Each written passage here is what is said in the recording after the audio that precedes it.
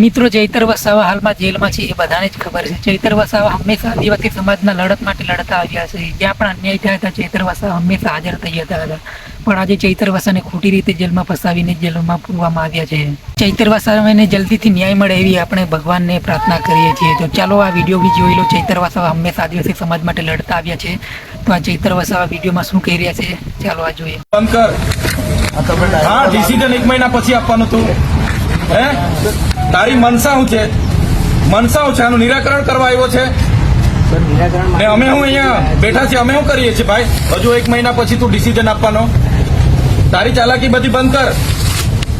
હરકી વાત કર, ગોળ ગોળ વાત નહીં કર. હે આ બધા આદિવાસીઓ છે એટલે તું શું સમજે છે? હે નિર્ણય લે તું. હા, કાલે સમય માંગ્યો તો ને, સમય લઈને આવ્યા છે. બોલ. બધી ગોળ ગોળ વાત નહીં કરતું. બધી હોશિયારી ઉતારી દે હું હમણાં.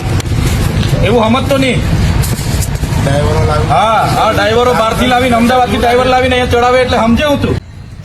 જ્યાં પણ અન્યાય થયા ત્યાં ચૈતર વસાવા હંમેશા આગળ હોય છે. આદિવાસી સમાજ માટે ચૈતર વસાવા હંમેશા લડતા આવ્યા છે. પણ આજે ચૈતર વસાવાને ખોટી રીતે જેલમાં પૂરવામાં આવ્યા છે. ખોટી રીતે ફસાવીને જેલમાં ભરવામાં આવ્યા છે.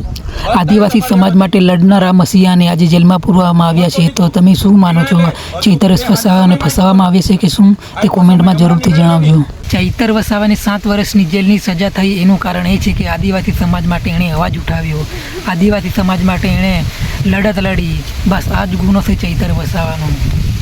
આવા જ વિડીયો જોવા માટે મારી યુટ્યુબ ચેનલને સબસ્ક્રાઈબ જરૂર કરી દેજો. ધન્યવાદ.